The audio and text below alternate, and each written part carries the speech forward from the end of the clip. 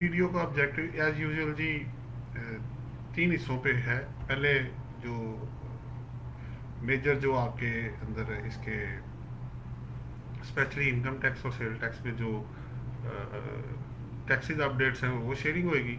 और उसके बाद फिर जो टैक्स मैनेजर का कोर्स है उसके बारे में बेनिफिट्स जो मैं आपके साथ वो शेयर करूंगा। तो मैं पहला जी जो टैक्सेस अपडेट है आपसे शेयर करने जा रहा हूँ। जी जनाब, तो पहला बेसिकली रिलेट करता है, जो मैं पहले आपको पेस्ट कर देता हूँ फिर इस पर डिस्कशन कर लेते हैं। ये पहला आपके सामने है जी। इसमें बेसिकली जो सैलरीड पर्सन है उनके लिए जो टैक्सेस का, सॉरी जी फ़ोन एक आ गया, मैं उसको ज़रा साइलेंट कर दूँ। उसमें इशू ये है कि सबसे पहले सैलरीड पर्सन के जो रेट्स हैं और नॉन सैलरीड के वो चेंज नहीं किए। तो जो टैक्स ये 2020 में थे वही 2021 में हो गए। आप देख सकते हैं उसमें 6 लाख रुपए पे 0% टैक्स है और मैक्सिमम जो है आपका 35% है। अगर सैलरीड पर्सन की इनकम जो है वो टैक्सेबल वो 75 मिलियन से एक्सीड करती है। ये पहला जी आपका था आज का टैक्सेस अपडेट। अब दूसरे की तरफ चलते हैं।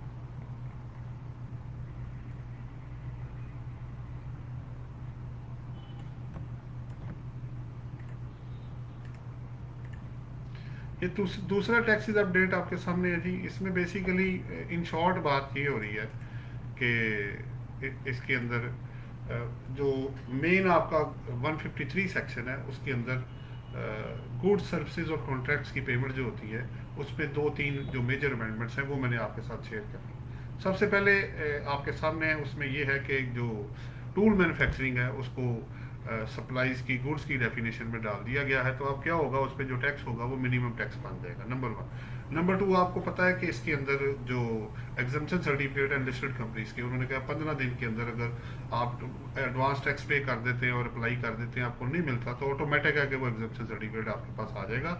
आल्दो के बाद में कमिश्नर इनलैंड रेवेन्यू के पास ये पावर होगी कि वो उसको कैंसिल कर सकते हैं अगर कोई with reason to be recording और अपॉर्चुनिटी ऑफ बीइंग हर्ड आपको देने के बाद। फिर तीसरा इसमें पॉइंट ये आ गया है कि जो आपको पता है प्रिस्क्राइब पर्सन है उसकी लिमिट उन्होंने एनहेंस कर दी है, इंडिविजुअल और एओपी की 50 मिलियन से बढ़ा के 100 मिलियन कर दी है।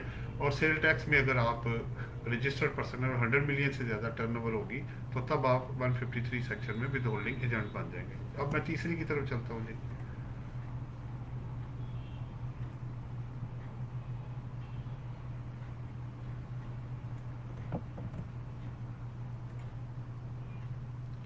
ये थर्ड बड़ी इंपॉर्टेंट अमेंडमेंट है जी। ये इंपोर्ट से रिलेटेड है। इसमें मैं मोटी मोटी चीज़ें आपको बता देता हूँ, बाकी इसको देख लीजिएगा आप। इसमें कुछ सेक्शंस तो आपको पता है उसको उन्होंने डिलीट कर दिया। उसका मतलब है कि जो विदहोल्डिंग टैक्स पहले जो इस पर एप्लीकेबल था वो अब नॉर्मल टैक्स रिजीम में चला जाएगा, यानी वो अपने प्रॉफिट पे टैक्स पे, प्रॉफिट एंड लॉस अकाउंट बना के टैक्स पे करेंगे, नंबर वन। फिर उसके बाद उन्होंने क्या किया इसके अंदर के जो इंपोर्ट के इंपोर्ट को दो हिस्सों में उन्होंने डिवाइड कर दिया है, जिसमें कि उन्होंने पार्ट वन और पार्ट टू उसका बना दिया है। और उसके मुताबिक फिर उसको एडजस्टेबल कर दिया है उस टैक्स को, कि जो पार्ट वन में कैपिटल गुड्स और जो रॉ मटेरियल होगा उसके उसके ऊपर जो टैक्स होगा। सॉरी मैं इसको क्लोज कर लूँ जी, पहले साइलेंट कर लूँ पहले।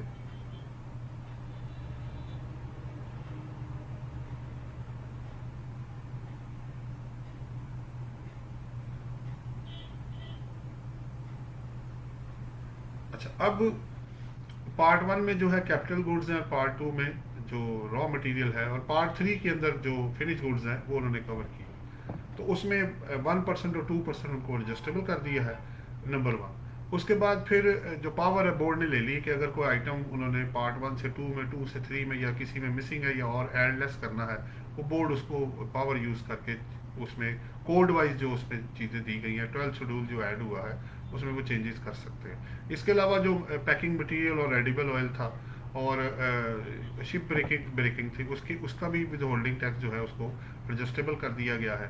फिर इसके बाद जो एंड पे उन्होंने एक और परचेज ऑफ कुकिंग और वेजिटेबल घी जो था उसको भी उन्होंने डिलीट कर दिया, यानी ये फिर विद होल्डिंग जब निकलेगा मिनिमम टैक्स से तो ये नॉर्मल टैक्स रिजीम में चला जाएगा। आगे चलता हूँ जी मैं।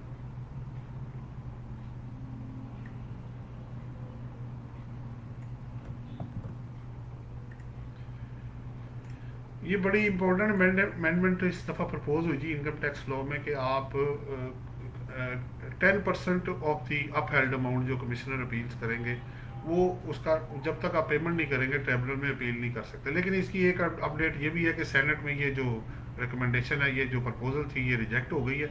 अब उम्मीद है कि ये जो डिमांड होगी, ये राइट ऑफ अपील चूँकि उसको वापस ले रहे थे तो उस पर लिमिटेशन लगा रहे थे। इस पर जजमेंट्स भी काफ़ी आ चुकी है कि आप राइट ऑफ अपील को इस तरह स्टॉप नहीं कर सकते। तो वो अब इंशाल्लाह ताला ये भी आ जाएगा कि ये पेमेंट जो है वो लाजमी नहीं होगी। अदरवाइज़ उन्होंने ये प्रपोज कर दिया हुआ था कि 10% की पेमेंट किए बगैर आप ट्रिब्यूनल में नहीं जा सकते, जबकि इसमें जजमेंट्स भी हैं कि जब तक एक इंडिपेंडेंट फोरम, और वो कमिश्नर अपील को इंडिपेंडेंट फोरम नहीं लेते, एटीए क्योंकि वो एफबीआर के अंडर है शायद इस वजह से, तो एटीआईआर से जब तक पास ऑन नहीं होता था तो तब तक वो डिमांड को प्रेस नहीं करना चाहिए। इस पर हाई कोर्ट और बाकी बॉडीज़ की, अपीलेट बॉडीज़ की जजमेंट्स अवेलेबल थी।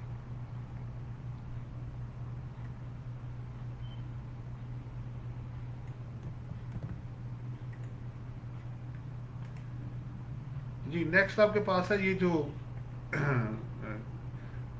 कैफिनेटेड जो एनर्जी ड्रिंक्स है उसके ऊपर वो 13% से 25% सेल टैक्स कर दिया, एफ सॉरी कर दिया है, ताकि उसको वो जो वो कहते हैं जी सेहत के लिए ठीक नहीं है इसलिए इसको।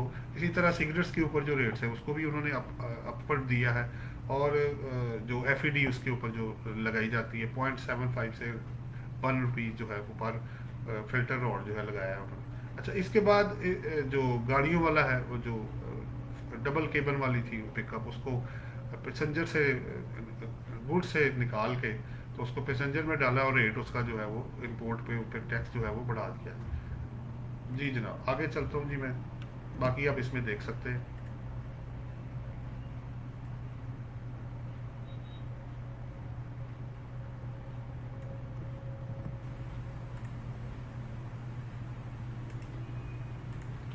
जी, ये अमेंडमेंट सेक्शन 61 में है जी, जो टैक्स क्रेडिट की लिमिट है वो चैरिटेबल डोनेशन जो आप पे करेंगे हॉस्पिटल एनपीओस को, जो प्री कंडीशन मेट करेंगे, वो अगर आप एसोसिएट को देंगे तो जो लिमिट ऑलरेडी डिफाइंड है, individual AOP 30% of taxable income और कंपनी जो है वो 20% ऑफ टैक्सेबल इनकम, दोनों को 50% से रिड्यूस कर दिया है। यानी इंडिविजुअल और एओपी अगर एसोसिएट को डोनेशन देंगे तो 15% तक टैक्सेबल इनकम तक का क्रेडिट ले सकते हैं, और उसको क्रेडिट जो उस पर मिलेगा, और प्लस जो कंपनी है वो 10%। नेक्स्ट चलता हूँ जी मैं आगे।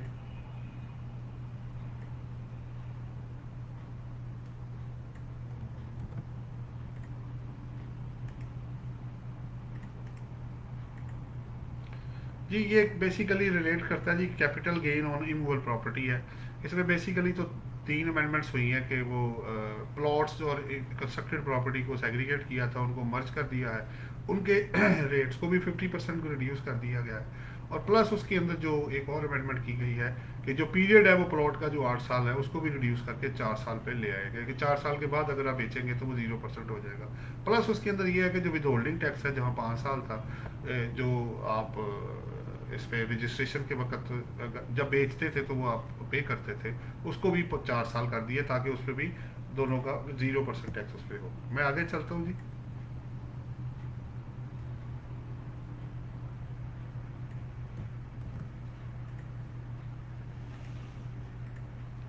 ये बड़ा इंपॉर्टेंट है जी, इसमें ऑटोमेटेड जो स्क्रूटनी ऑफ टैक्स रिटर्न्स है to end universal self assessment scheme, basically 6 महीने का ड्यूरेशन उन्होंने डाल दिया है। पहले रिटर्न जो आप फाइल करते थे 120 में, जिस डेट पे वो डीम टू बी ऑर्डर हो जाती थी, अब उन्होंने कहा है कि जी जब तक आप 6 महीने का टाइम, जिसमें कि ऑटोमेटेड सिलेक्शन अगर उसमें अमेंडमेंट नहीं होती तो तब तक तो ये deem to be assessment order नहीं होगा। लेकिन once the 6 months period will be expired तो ऑटोमेटेड आपको रिप्लाई एक आ जाएगा सिस्टम में कि जी आपकी रिटर्न जो है वो डीम टू बी ऑर्डर हो गई है। तो बेसिकली रिफंड पे थोड़ी वो रिस्ट्रिक्शंस और लिमिटेशंस और चेक एंड बैलेंस जो है रिटर्न्स पे भी रखना चाह रहे हैं जी। ऑब्जेक्टिव साफ नज़र इसमें आ रहा है।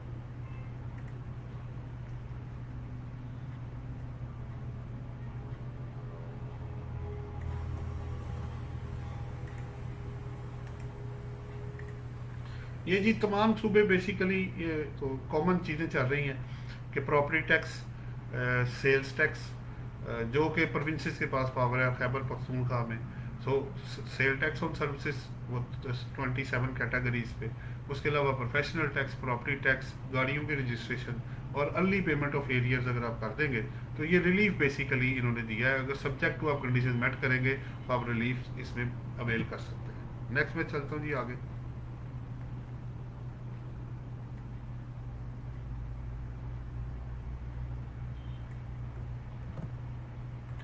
ये भी बड़ा इंपॉर्टेंट है जी। ये एफपीआर ने आपको कहा जी कि जो एमनेस्टी लोगों ने 2019 की अवेल की है उसकी पेमेंट चूंकि लास्ट आपको पता है इंस्टॉलमेंट डी हो रही है 40% डिफॉल्ट चार्ज के साथ, तो वो कह रहे हैं इसकी पेमेंट कर दें, डेट हमने एक्सटेंड नहीं करनी है। अगर आप नहीं करेंगे तो आप इस स्कीम में से बाहर निकल जाएंगे, और जब बाहर निकलेंगे तो दो तीन इम्पैक्ट आएंगे। एक तो ये कि आपके ऊपर पेनल्टीज और प्रोसिक्यूशन शुरू हो जाएगा, प्लस इसके अंदर ये मसला हो जाएगा कि अदर लॉ से प्रोटेक्शन खत्म हो जाएगी। और डेट का मैंने आपको पहले ही बताया कि वो डेट इसमें एक्सटेंड फिलहाल तो यही कहा है, बाद में देखते हैं क्या होता है। मैं आगे चलता हूँ जी।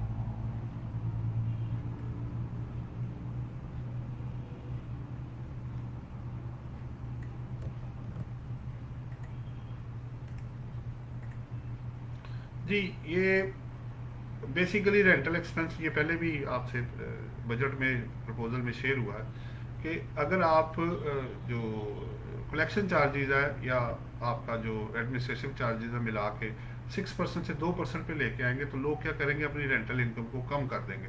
तो बेहतर ये था कि अगर उसको रहने देते, बहरहाल अब इनकी जस्टिफिकेशन तो अपने पास होगी, तो ये इट लीड्स टू कि वो लोग इनकम को कम कर दें और टैक्स को फिर अवॉइड करने की कोशिश करें। जी आगे मैं चलता हूँ जी।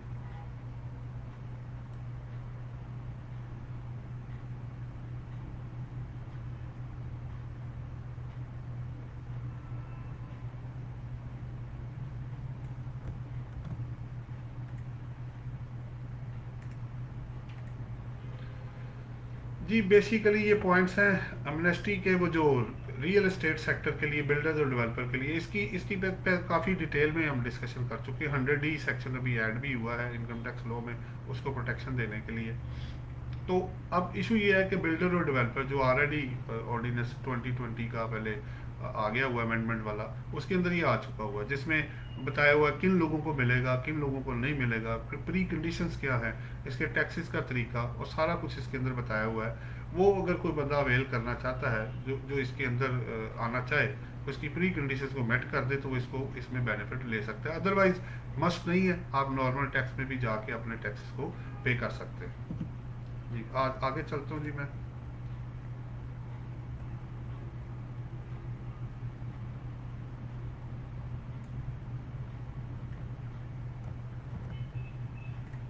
जी आज का लास्ट अपडेट है जी, वो मैं शेयर करने जा रहा हूँ, जिसमें जैसे मैंने पहले बताया कि रियल ये सेनेट कमेटी जो है उन्होंने रिजेक्ट कर दिया है जो रियल टाइम एक्सेस और डाटा जो टैक्स पेयर का है, प्लस जो एप्लीट ट्रिब्यूनल के जो 10% पेमेंट का है उन्होंने उसको रिजेक्ट किया है। उसके बाद इसके अंदर कुछ चीज़ों को वेलकम भी किया है, जैसे वो फेडरल एक्साइज ड्यूटी 13% से 25% की है कैफिनेटेड वो बेवरेजेस के ऊपर। उसके बाद इसके अंदर उन्होंने कहा जो आपने टैक्सेस आरतीस पे ख़त्म की है वो एग्रीकल्चर सेक्टर के लिए अच्छा है। फिर उसके बाद जो सिगरेट्स पे जो जो ऐसी चीज़ें जो सेहत के लिए ठीक नहीं, उस पर इम्पोज किया वो बिल्कुल ठीक है। तो ये तो थी जी आज की अपडेट्स। अब मैं अपने टैक्स मैनेजर कोर्स के बारे में थोड़ा सा आपसे शेयर करना चाहूँगा, उसके बेनिफिट्स मैंने आपसे शेयर करने हैं।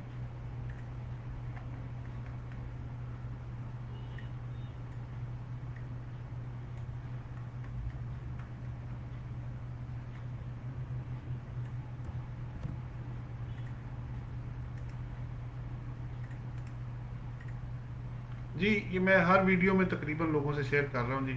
हमारा जो टैक्स मैनेजर का कोर्स है for a number of year से हम करा रहे हैं। इसमें हम इनकम टैक्स और सेल टैक्स कोशिश करते हैं कि मुकम्मल उसको कवर करवाया जाए स्टूडेंट को। इसमें हमारे साथ मेल फीमेल ऑनलाइन और फिजिकल क्लासेस में स्टूडेंट अवेलेबल है। इसमें हमारा फ्री एडमिशन है जी, कोई सिक्योरिटी डिपॉजिट नहीं है। इसमें हम कंप्लीशन सर्टिफिकेट देते हैं, क्वेश्चन आंसर सेशन है, मटेरियल हमारा अपना है, सॉफ्ट भी और बुक भी हमारी अपनी है जो इंशाल्लाह ताला 11th एडिशन अंडर प्रोसेस होगा ये एक्ट के बाद, वो भी जल्द आ जाएगा, वो भी हम लोगों को देते हैं फ्री इसके अंदर। प्लस इसके अंदर जो बुक के अंदर हमने 15 साल के सी और ICMAP के पास पेपर के न्यूमेरिकल क्वेश्चन सॉल्व किए गए हैं, MCQs इसके अंदर विद सोल्यूशन है। इसके अंदर हमारा टॉपिक वाइज थ्योरेटिकल क्वेश्चन जो हैं पास 15 ईयर्स के सी और ICMAP के उनको अरेंज किया गया है। इसमें प्रैक्टिकल एग्जांपल्स हैं, हमारे कॉन्टैक्ट नंबर है, अगर किसी स्टूडेंट को कोई मसला हो तो वो भी हमसे शेयर कर सकते हैं, हमारे कॉन्टैक्ट नंबर इसके अंदर गिवन है जी। अच्छा, इसके बाद लास्ट है जी बट नॉट द लीस्ट, हमने यूट्यूब चैनल बनाया हुआ है, उसका लिंक मैं दे देता हूँ जी।